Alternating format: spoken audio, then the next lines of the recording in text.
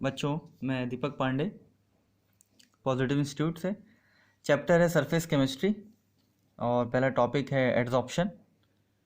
Adsorption क्या है? आपने वाइट बोर्ड, ग्रीन बोर्ड, जैसे ग्रीन बोर्ड में आपने देखा होगा या ब्लैक बोर्ड में कभी आपने डस्टर यूज़ किया होगा, डस्टर से उसे क्लीन करने की कोशिश की है। अब आप डस्टर यूज़ करते हो तो आपने देखा होगा कि जैसे मान लो ये चॉक पाउडर है, जब आप चलाते हो उस डस्टर को बोर्ड के ऊपर, तो जो चॉक पाउडर है वो चॉक पाउडर आके इस डस्टर के अपर सरफेस पे आकर वो चिपक जाता है, यानी कि अटैच हो जाता है। तो क्या ये डस्टर के अंदर आता है? नहीं, सिर्फ उसके सरफेस पे आता है, सिर्फ सरफेस पे इस पे अटैच हो रहा है। तो इसका मतलब ये हुआ कि ये जो फिनोमेना है ये कैसा है? सिर्फ सरफेस है, सरफेस पे हो रहा है, ठीक है, बल्क में नहीं हो रहा है। तो इसी को बोलते हैं एड्जॉर्प्शन, यानी कि adsorption is a surface phenomena, not बल्कि फिनोमेना। इसका एक और एग्जांपल है, जैसे कि चारकोल है, ये पूरा चारकोल है। तो आपने देखा होगा जैसे घर में शुगर होती है तो शुगर वाइट होती है, वो वाइट प्योर शुगर है, पर ये प्योर नहीं होती। एक्चुअली फैक्ट्रीज में ये इम्प्योर होती है और इम्प्योर शुगर हमेशा ब्लैक होती है। जैसे कि ये शुगर है, ब्लैक कलर की है। तो जब शुगर को आप चारकोल में मिलाते हो, एक्टिवेटेड चारकोल का मतलब कि यहाँ पे स्मॉल पोर्स होते हैं, ऐसे है ना, फ्री वैलेंसी, खाली जगह, छोटे छोटे होल, जिसको आप छेद बोलते हो, होल। और ये शुगर आके जब इस पोर्स पे आके देखो इधर, ये शुगर है, मान लो इस शुगर को उस चारकोल पे रख दिया, तो ये चारकोल क्या करेगा? उस शुगर के अंदर के ब्लैक कलर, यानी ब्लैक कलर मतलब इम्प्योरिटी, उस इम्प्योरिटी को एड्जॉर्ब कर लेगा। कहाँ पे? अपने सरफेस पे। यानी पूरा का पूरा जो इम्प्योरिटी है पूरी ब्लैक कलर की, वो चारकोल के सरफेस पे आके चिपक गया। यानी कि अब शुगर कैसी हो गई आपकी? वाइट कलर की, यानी कि प्योर हो गई। और ये हम लोग यूज़ करते हैं।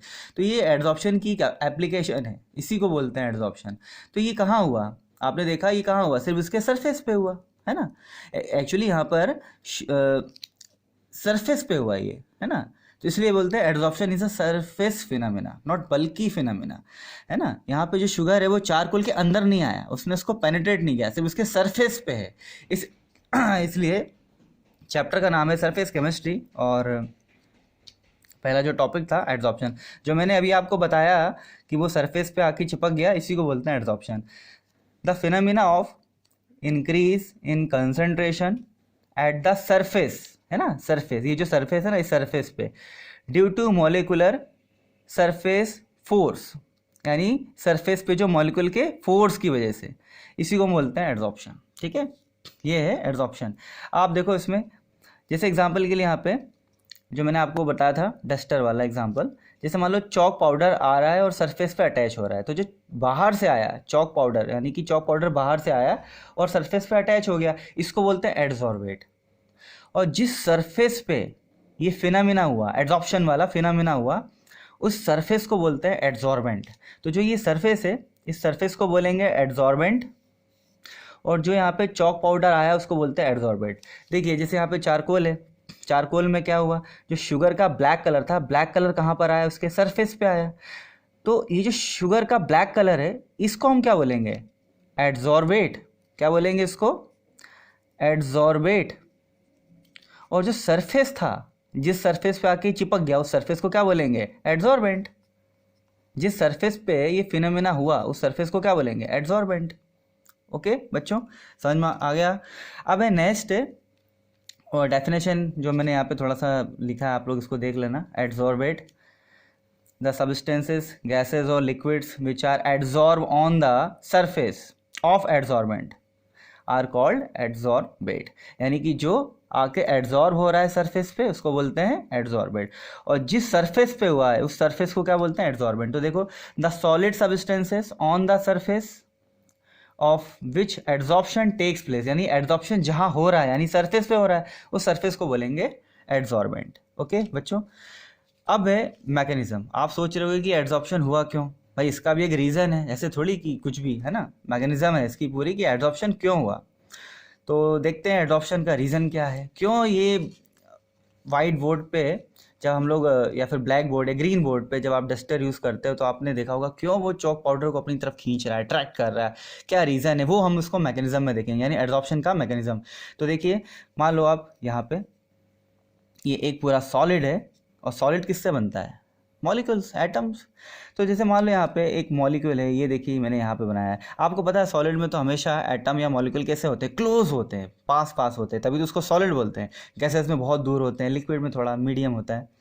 तो जैसे मान लो यार ये मॉलिक्यूल है, इसके ऊपर भी है, इधर भी है, साइड में है, ये देखो।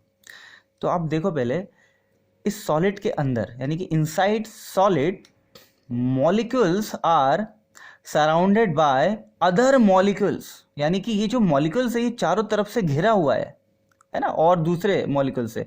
यानी एक तरीके से आप देखो कि जो ये वाला मॉलिक्यूल है वो इस मॉलिक्यूल को अपनी तरफ अट्रैक्ट कर रहा है, ये भी अट्रैक्ट कर रहा है, इसको भी अट्रैक्ट कर रहा है, इसको भी, इसको भी, इसको भी, इसको भी, यानी कि ये जो सेंटर वाला मॉलिक्यूल है इसने चारों तरफ के सारे मॉलिक्यूल को अपनी तरफ अट्रैक्ट किया है, तभी तो इसके पास आके चिपक गया ये, है ना, नहीं तो ये मॉलिक्यूल्स काफ़ी दूर होते।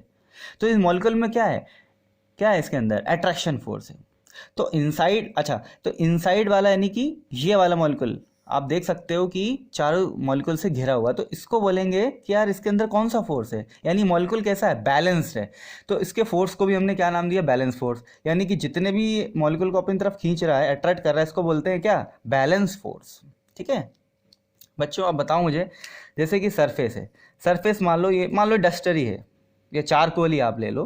तो जो सरफेस है, सरफेस पे आपने देखा होगा, जैसे मान लो सरफेस में मान लो एक मॉलिक्यूल है यहाँ पर, तो देखो इसके नीचे यहाँ भी मॉलिक्यूल होगा, यहाँ भी होगा, यहाँ भी होगा। लेकिन आप बताओ क्या सरफेस के ऊपर भी मॉलिक्यूल है, नहीं है भाई, सरफेस के ऊपर ही कुछ भी नहीं, हवा है खाली। जैसे डस्टर का सरफेस हुआ या चारकोल का, तो ऊपर क्या है, कुछ भी नहीं, ऊपर मॉलिक्यूल कुछ है ही नहीं। तो इसकी भी टेंडेंसी, ये भी चाहता है कि इसके जैसे हो जाए, यानी चारों तरफ इसके मॉलिक्यूल है, ये भी चाहता है कि अपने चारों तरफ के मॉलिक्यूल को अपनी तरफ खींच के मैं भी कवर हो जाऊं, मतलब बैलेंस हो जाऊं। तो उसके लिए क्या करेगा ये, उसके लिए ये करेगा कि इसके ऊपर मान लो ये यहाँ पे सरफेस के ऊपर कोई भी मॉलिक्यूल दिखा इसको, तो ये क्या करेगा, उसको जल्दी से अपनी तरफ खींचने की कोशिश करेगा, अट्रैक्ट करने की कोशिश करेगा। जैसे अट्रैक्ट करेगा ये सारे मॉलिक्यूल उसके चारों तरफ आ जाएंगे, ये भी बैलेंस हो जाएगा। तो इसका मतलब ये हुआ कि सरफेस के जो मॉलिक्यूल हैं वो कैसे होते हैं, अनबैलेंस, यानी उनके अंदर कौन सा फोर्स होता है, अनबैलेंस्ड, जिसका एक और नाम है रेजिजुअल फोर्स बोलते हैं इसको। यानी कि एक अनबैलेंस है, अब इसके चारों तरफ नहीं है, तो इसकी कोशिश ये रहेगी कि कोई भी आए और मैं इसको अपनी तरफ अट्रैक्ट कर लूँ। अच्छा, जब ये अट्रैक्ट कर लेगा तो कहाँ होगा, सरफेस पे होगा ये, तो ये सरफेस पे होगा तो उसको आप क्या बोलोगे, एड्सॉर्प्शन बोलोगे। इसलिए तो यहाँ से एड्सॉर्प्शन स्टार्ट हो जाएगा। तो एड्सॉर्प्शन क्यों हो रहा है, देखो उसका रीज़न जो मैंने आपको बताया, adsorption is due to fact that the surface particles of the adsorbent, ये जो adsorbent है इसके surface particle are in different state than the particle inside the bulk। यानी कि इसके अंदर ये कौन सा था, बल्क वाला मॉलिक्यूल है ना, और ये कौन सा है, सरफेस वाला मॉलिक्यूल। दोनों में बहुत ज़्यादा डिफरेंस है। ये तो पूरा बैलेंस है, चारों तरफ से घिरा हुआ है मॉलिक्यूल, लेकिन इसमें आप देखो, इसमें नीचे तो है लेकिन ऊपर बिल्कुल नहीं है, यानी अनबैलेंस है, रेजिजुअल है। तो ये बैलेंस होने की कोशिश करने के लिए मॉलिक्यूल्स को अपनी तरफ खींचेगा, अट्रैक्ट करेगा, और एड्सॉर्प्शन स्टार्ट हो जाएगा। Inside the adsorbent all the forces acting between the particles are mutually balance, यानी अंदर के जो मॉलिक्यूल है यानी बल्क वाला, ये सब कैसे हैं, बैलेंस्ड है। But on the surface particle, जो सरफेस वाला पार्टिकल है, are not surrounded by other atoms, यानी कि इसमें आप नीचे देखो, नीचे तो है लेकिन इसके ऊपर तो कुछ भी नहीं, हवा है, खाली जगह है, वहां पे तो एटम्स थे नहीं, मॉलिक्यूल्स थे नहीं, वो सराउंडेड नहीं था on all side, hence they possess unbalanced और रेजिजुअल फोर्स। तो ऐसे अनबैलेंस को बोलते हैं हम लोग अनबैलेंस फोर्स। तो इसकी कोशिश क्या रहेगी कि ये भी एटम मॉलिक्यूल को अपनी तरफ अट्रैक्ट करे और एड्सॉर्प्शन स्टार्ट हो जाए। ठीक है, तो ये था एड्सॉर्प्शन का मैकेनिज्म। अब बच्चों, अब देखो इंपॉर्टेंट कैरेक्टरिस्टिक क्या है इसके एड्सॉर्प्शन के, है ना। तो फर्स्ट ये है कि अभी मैंने आपको बताया कि जो मॉलिक्यूल हैं, देखिए ये स्पोर्स है, मतलब पोर्स है सॉरी, और यहाँ पे आके मॉलिक्यूल अटैच हुए थे, है ना, इसको हमने एड्सॉर्प्शन बोला था। ठीक है, तो adsorption is an exothermic process. Why, reason क्या है इसका, रीजन ये है इसका कि आपको पता है बॉन्ड फॉर्मेशन में एनर्जी निकलती है, रिलीज होती है ना। बॉन्ड को ब्रेक करने में एनर्जी देते हैं। जैसे मान लो यहाँ पर कोई बॉन्ड है, मतलब आप सोचो जैसे NaCl है, इसके अंदर आयनिक बॉन्ड होता है NaCl में, ये बॉन्ड है, इस बॉन्ड को ब्रेक करना तो एनर्जी हमें देनी पड़ती है।